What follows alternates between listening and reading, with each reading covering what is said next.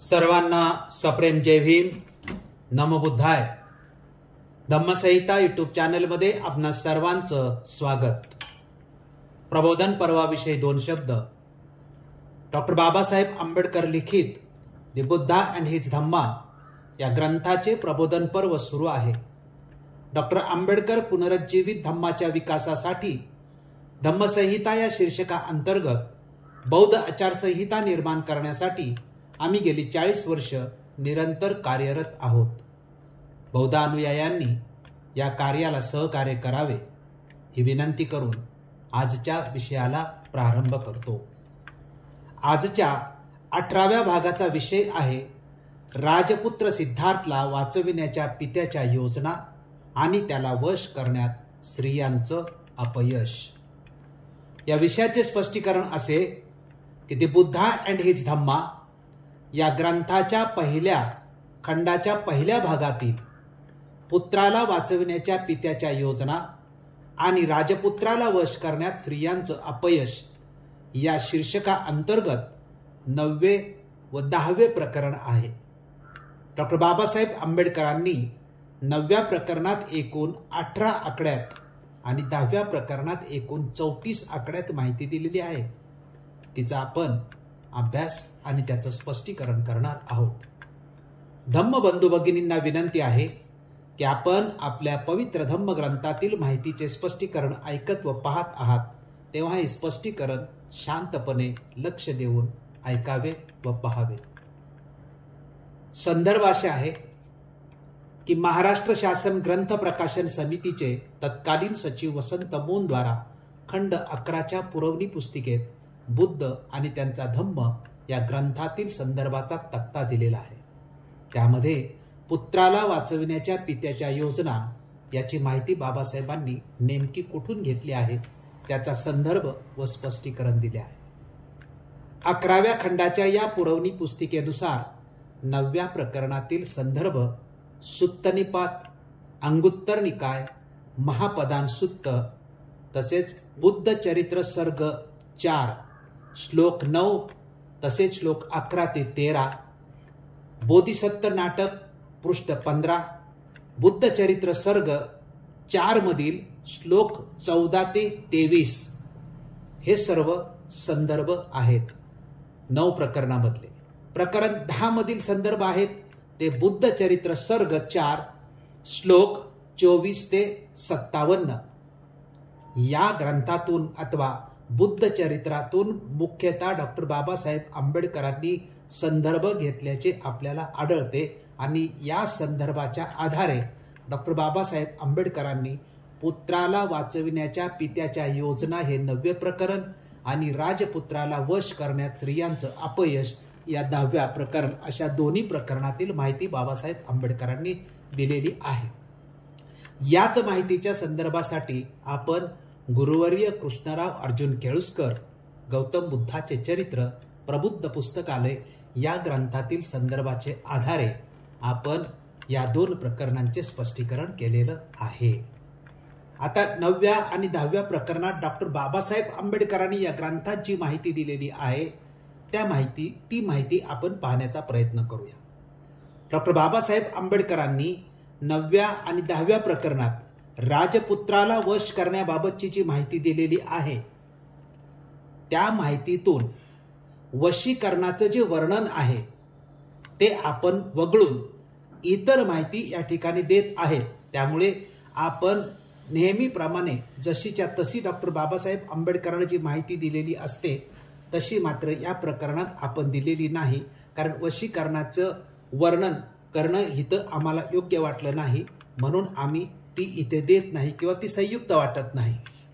तर डॉक्टर बाबासाहेब आंबेडकर निर्मित the Buddha and his धम्मा या ग्रंथात पुत्राला वाचविण्याच्या पित्याच्या योजना हे जे 9वे प्रकरण आहे त्यातील माहिती एकूण 18 आकड्यात दिलेली आहे. त्याच्यातली आवश्यक ती माहिती इथे आम्ही तुमच्या समोर सादर करीत आहेत.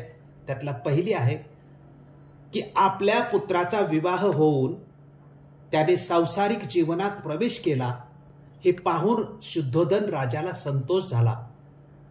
तथापि याबरोबरच असित मुनीची भविष्यवाणी त्याचा सारखा पिच्छा पुरवित होती. ते भविष्य खरे होऊ नये म्हणून राजाने त्याला वैषयिक सुखविलासात गुंतवून ठेवण्याचा विचार ठरवला. हा उद्देश दृष्टीपुढे ठेवून शुद्धोधनाने आपल्या पुत्राला राहण्यासाठी 3 राजमहाल बांधले. एक उन्हाळ्यात राहण्यासाठी, एक पावसाळ्यात राहण्यासाठी व एक हिवाळ्यात राहण्यासाठी. आणि हे 3 राजमहाल विलासी जीवनाला उत्तेजक अशा सर्व प्रकारच्या साधनांनी सुसज्ज करण्यात आले होते. प्रत्येक महालाभोवती विविध जातींच्या वृक्षांची आणि फुलांची मनोहरी रचना केलेली विस्तृत असे उद्यान होते. आपल्या कुटुंबाचा पुरोहित उदयीन याच्याशी सल्लामसलत करून शुद्धोधन राजाने राजपुत्रासाठी अतिसुंदर युवतींनी युक्त अशा अंतपुराची व्यवस्था करण्याचा विचार ठरवला. तेव्हा शुद्धोधन राजाने जीवनातील सुखोपभोगासाठी राजकुमाराला वश कसे करून घ्यावे याचा त्या सुंदरींना सल्ला देण्यास उदयीनास सांगितले.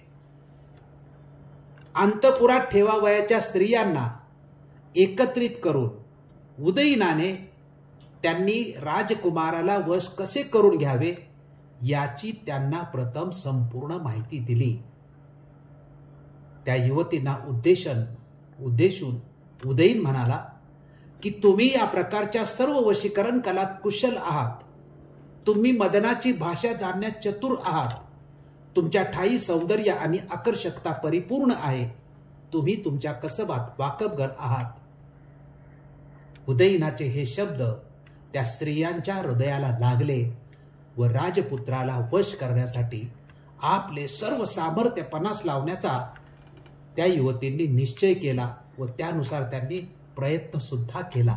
मात्र त्या स्त्रियांना पाहून तो राजपुत्र सिद्धार्थ स्थिर व एकाग्र मनाने विचार करू लागला की या स्त्रियात अशा कोणत्या गोष्टींची उणीव आहे की त्यांना इतकेही दिसू नये की यौवन हे चंचल आहे.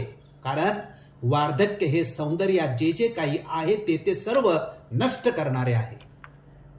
अशा प्रकारे सिद्धार्थावर ह्या स्तुतिसुमनांचा वर्षाव अनेक महिने व वर्ष सारखा चालला होता, परंतु त्याचा सिद्धार्थावर काहीच परिणाम झाला नाही.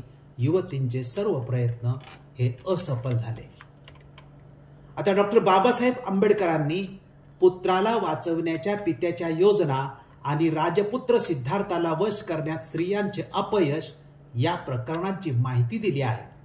त्याचे साधारणपणे 8 मुद्दे होतात. म्हणजे आम्ही त्याचे 8 मुद्दे म्हणतो. 1. शुद्धोधन राजा मुलाच्या भविष्यवाणीने चिंतित होता.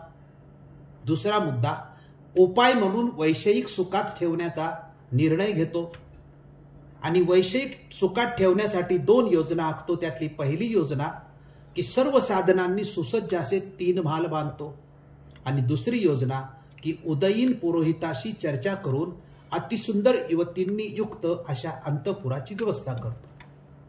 चौथा मुद्दा, उदयीनद्वारे सुंदरींना राजकुमाराला वश करण्याची जबाबदारी दिली जाते. 5वा मुद्दा, उदयीन सुंदरींना वशीकरण कसे करायचे याची माहिती देतो आणि संदेश देतो. तो 6वा मुद्दा आहे की वीर पुरुषाला स्त्री सामर्थ्याच्या बळावर जिंकावे. 7वा मुद्दा, सुंदरीद्वारा प्रेमयुद्धाच्या सर्व प्रकारच्या कृत्या केल्या जातात. आणि 8वा मुद्दा, सिद्धार्थाचा त्याला प्रतिसाद व प्रतिक्रिया कुठल्याही प्रकारची मिळत नाही किंवा कुठली प्रतिक्रिया सिद्धार्थ देतो याचे वर्णन बाबासाहेब यांनी केले. त्याचेही स्पष्टीकरण आपण करणार आहोत. आणि 9वा मुद्दा आहे की स्त्रियांचे सर्व प्रयत्न असफल होतात. या मुद्द्यांचे बाबासाहेब आंबेडकरांनी आपल्या ग्रंथात 9 आणि 10व्या प्रकरणात, म्हणजे 9व्या प्रकरणात 18 आकडे आणि 10व्या प्रकरणात 34 आकडे देऊन त्याचं वर्णन केलेलं आहे. आता हे जे मुद्दे आहेत याचे थोडक्यात अथवा संक्षिप्त स्पष्टीकरण पाहूया. त्यातला पहिला मुद्दा आहे की शुद्धोधन राजा मुलाच्या भविष्यवाणीने चिंतित होता. याचे स्पष्टीकरण असे की शुद्धोधन राजाला महामायेच्या स्वप्नाचा अर्थ 8 ब्राह्मणांनी स्पष्ट केला होता तसेच असित मुनीनेही बालकाचे भविष्य सांगितले होते. 8 ब्राह्मण आणि असित मुनी यांचे स्पष्टीकरण होते की हे बालक संसारात राहिले तर चक्रवर्ती सम्राट होईल आणि जर संन्यास घेतला तर सम्यक संबुद्ध होईल. ही भविष्यवाणी ऐकल्यापासून शुद्धोधन चिंतेत होता की सिद्धार्थाने गृहत्याग करू नये यासाठीची तो सातत्याने काळजी घेत होता. तरीही सिद्धार्थाची लहानपणापासूनच्या वागण्याची लक्षणे ही संसार त्यागाच्या दिशेनेच त्याला ठळकपणे दिसू लागली होती. यामध्ये शुद्धोधनाच्या समाधानाची पहिली गोष्ट म्हणजे की 16व्या वर्षी सिद्धार्थचा विवाह संपन्न झाला होता. परंतु विवाह झाला तरी सिद्धार्थाच्या वागण्याबाबत शुद्धोधन मात्र सतत चिंतेतच राहत असे. दुसरा मुद्दा आहे की वैषयिक सुखात ठेवण्याचा निर्णय शुद्धोधनाने घेतला आणि त्याच्या 2 योजना आखल्या. त्यातली पहिली योजना कुठली तर 3 महाल बांधणे. याचे स्पष्टीकरण असे की सिद्धार्थच्या मनात गृहत्यागाचा विषयच येऊ नये म्हणून कायमस्वरूपी उपाययोजना करण्याच्या विचारातून त्याने काही योजना आखल्या. त्यातील पहिली योजना ही 3 महाल बांधण्याची. उन्हाळी, पावसाळी व हिवाळी अशा 3 ऋतूत त्याने सुखविलासी जीवन जगावे ही 3 महाल बांधण्यामागची त्याची इच्छा होती. हे 3 महाल सर्व साधनांनी सुसज्ज होते हे आपण बाबासाहेबांनी केलेल्या वर्णनात पाहिले आहेच. दुसरी योजना अशी होती की उदयीन पुरोहिताशी चर्चा करून अतिसुंदर युवतींनी युक्त अशा अंतपुराची व्यवस्था. शुद्धोधनाचे स्पष्टीकरण असे की शुद्धोधनाने 3 महाल बांधल्यानंतर आपल्या कुटुंबाचा पुरोहित उदयीन याच्याबरोबर गंभीर चर्चा करून सुंदर युवतींचे अंतपुर निर्माण करण्याची योजना आखली. उदयीनवर या योजनेची राजाने संपूर्ण जबाबदारी सोपवली होती. राजाने सोपवलेल्या जबाबदारीप्रमाणे उदयीनने अतिसुंदर युवतींचे एक अंतपुर निर्माण केले. चौथा मुद्दा आहे की सुंदरींना राजकुमाराला वश करण्याची जबाबदारी देण्यात आली. याचे स्पष्टीकरण असे की उदयीनने अंतपुरातील सुंदरींना अंतपुर निर्माण करण्याचा उद्देश समजावून सांगितला आणि एका वीर पुरुषाला असामान्य व्यक्तिमत्वाला स्त्री सामर्थ्याच्या बळावर वश करावयाचे आहे असा संदेश अथवा त्या सुंदरी समोर स्पष्ट केले.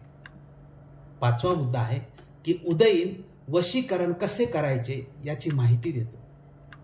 याचे स्पष्टीकरण असे की उदयीन फक्त राजकुमार सिद्धार्थाचे वशीकरण करायचे आहे एवढे सांगून थांबत नाही तर नेमके कसे करायचे याचेही सविस्तर स्पष्टीकरण सुंदरी समोर करतो.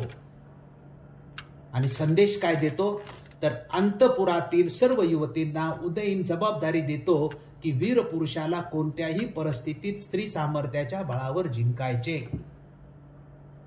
7वा मुद्दा की प्रेमयुद्धाच्या सर्व प्रकारच्या क्लुप्त्या वापरल्या.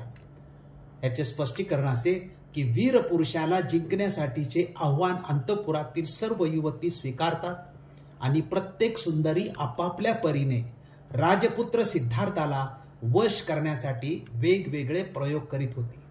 हे नेमके प्रयत्न काय होते याचे वर्णन बाबासाहेबांनी केले आहे ते ग्रंथात दिलेले आहे. 8वा मुद्दा आहे की सिद्धार्थचा वशीकरणावर प्रतिसाद व प्रतिक्रिया. याचे स्पष्टीकरण असे की प्रेमयुद्धाच्या विविध कृत्या अथवा वश करण्यासाठीच्या सर्व कला ज्यावेळी सिद्धार्थाबरोबर केल्या जात होत्या त्यावेळी सिद्धार्थाचा प्रतिसाद आणि प्रतिक्रिया काय होती हे पाहणे आणि लक्षात घेणे अतिशय महत्त्वाचं आहे.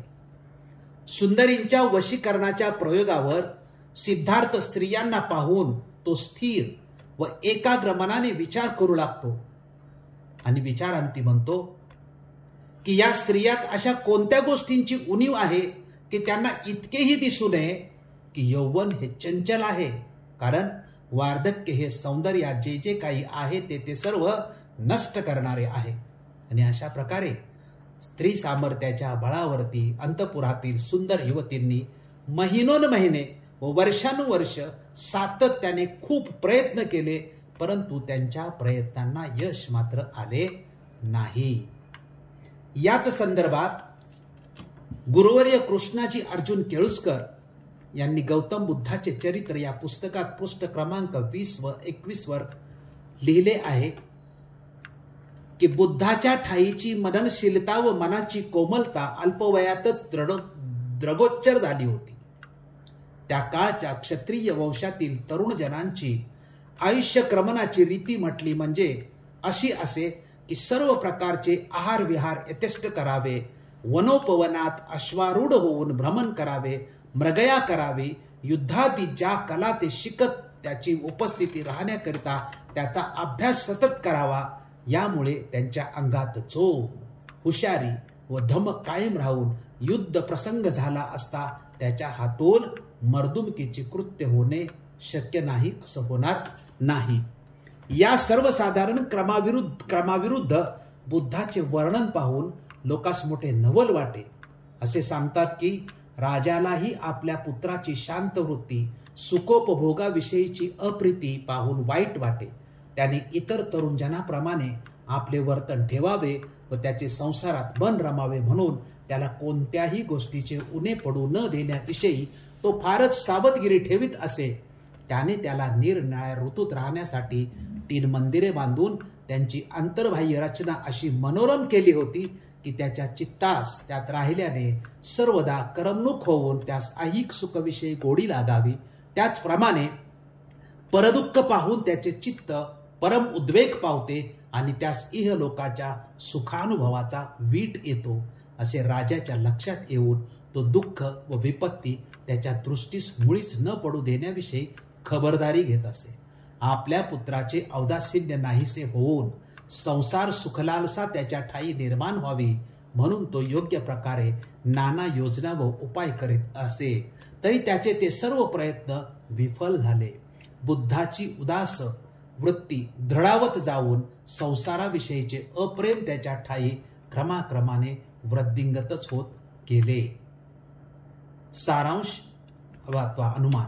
राजपुत्र सिद्धार्थला वाचवण्याच्या पित्याच्या योजना आणि त्याला वश करण्यात स्त्रियांचं अपयश या प्रकरणातील मुद्द्यांच्या अभ्यासातून असे अनुमान निघते की पुरोहित उदयीन याला अंतपुरातील अतिसुंदर युवतीद्वारे सिद्धार्थाला वश करता येईल याबद्दल पूर्ण विश्वास होता, कारण त्यापूर्वी अनेक तपस्व्यांना सुंदरींनी वश केल्याची त्याच्यासमोर उदाहरणे होती. हा त्याचा विश्वास सिद्धार्थाने असफल केला, कारण सिद्धार्थ कोणत्याही वशीकरणाला बळी पडला नाही. यावरून हे स्पष्ट होते की सिद्धार्थाचे मन एकदम शुद्ध आणि पवित्र होते. आपण राजपुत्र सिद्धार्थला वाचवण्याच्या पित्याच्या योजना आणि त्याला वश करण्यात स्त्रियांचं अपयश या प्रकरणाचे विवेचन शांतपणे लक्षपूर्वक ऐकले व पाहिले. त्याबद्दल आपणा सर्वांचं मनपूर्वक आभार मानतो. हे विवेचन व विवेचनाची पद्धत आपणास आवडली असेल तर आपण हा व्हिडिओ जास्तीत जास्त लोकांपर्यंत पाठवून ग्रंथ प्रबोधनाच्या पर्वाला यशस्वी करण्यासाठी सहकार्य करावे ही विनंती. धन्यवाद. जय भीम, जय अशोक, जय बुद्ध, जय भारत. साधू साधू साधू.